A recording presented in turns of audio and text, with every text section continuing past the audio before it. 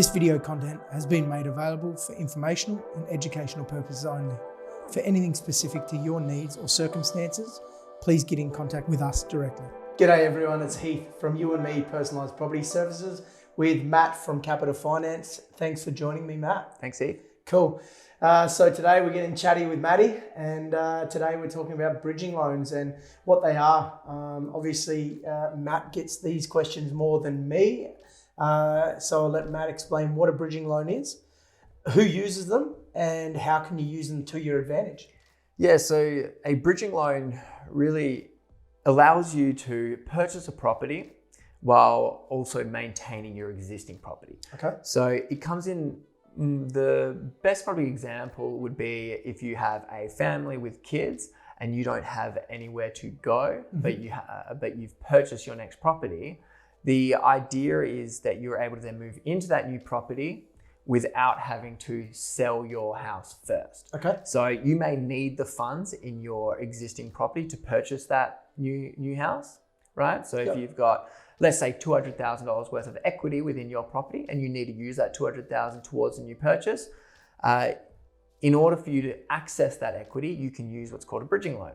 That'll mean that the bank will purchase the new property for you and take on your existing debt on your existing property, and then it'll repay the current property's debt once it sells. Okay, so except the obvious, where you've got family, kids, you've got nowhere to move.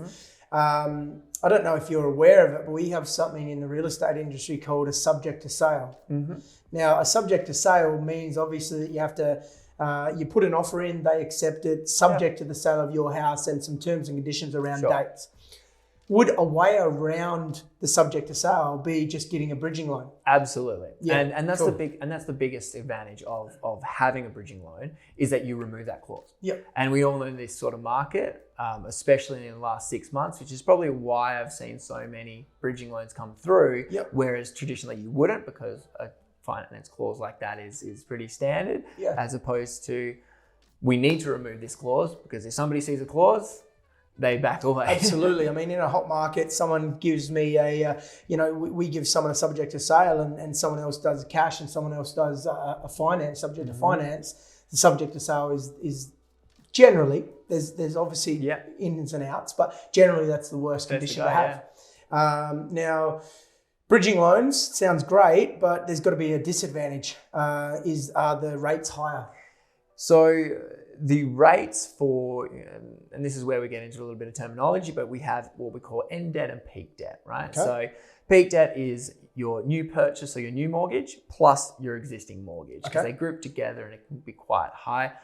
That during what they call the bridging period, which is for however long it takes to sell your house. That's effectively the bridging period. That's how long you have that particular loan.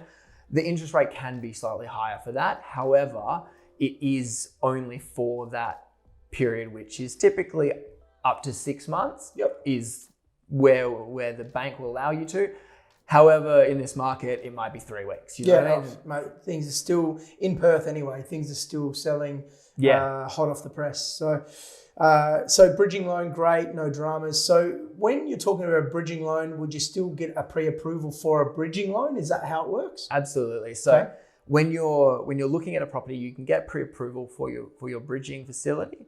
However, once you have your contract for the property you're purchasing, it does activate that bridging facility. So you can get pre-approval, make sure that everything is above board. We get your existing home valued, have somebody walk through it, make sure that the bank is happy with the value of that property, the equity that you have available in there, and then that will tell us how much you have then to purchase for your next property. Cool. So I'll throw a spanner in the works here like I always do. Sure. We've got someone that doesn't earn a lot of money, but their house has risen $1 gazillion in the last 2 years. Sure. That just tells me that they've got a lot of equity in their house, but they're not on the market yet. How do the banks see that? Because obviously if they were to go for a normal loan, outside that they wouldn't get the loan. Yeah. But now their house has $400,000 equity in it. How do the banks see that? So good question. And again, it comes back to peak debt, right? So if you're getting a $500,000 mortgage and you have a $500,000 mortgage already, and you'd be looking at $1 million loan, which that person wouldn't typically be able to get. Correct. The vast majority of banks that have a bridging loan product will look at that end debt only for servicing. Okay, cool. So there is definitely advantages to using bridging loan even before using a subject to sale clause. Yeah. You may find that the interest rate's a little bit higher, but as long as you can facilitate that little bit of an interest rate rise for 10 weeks, you're pretty safe. Well, the best part about it is that you don't even need to make those repayments with some lenders. Right. So what they'll actually do is capitalize those repayments into have it as a lump sum repayment once the house is sold. Yeah. So you don't actually need to make those repayments during that period. Yeah, cool.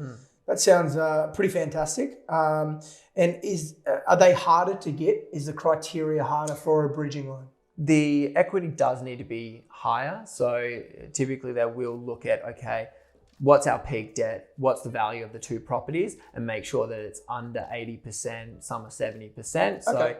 So your LVR has to be lower. It needs to be, you need to have enough equity for it to be worthwhile. So if you're right on the 80% mark on your existing property and you're going right onto the 80% mark on your purchasing property, you might be in a bit of hot water. But if you've got that gazillion dollar increase you talked about, then you shouldn't have any trouble with the bridging loan. Yeah, cool. All right, there you have it. I've learned some stuff about bridging loans myself. So as always, it's great to talk to you. Great to suck some knowledge out. But how can anyone get in contact with you if they want to know about not just bridging loans, but loans in general? Yeah, so you can just reach me, email, phone call on the details around this video. Lovely. Guys, as always, it was great to chat. If you want any information at all about property, come see us, come have a chat. And until next time, happy investing.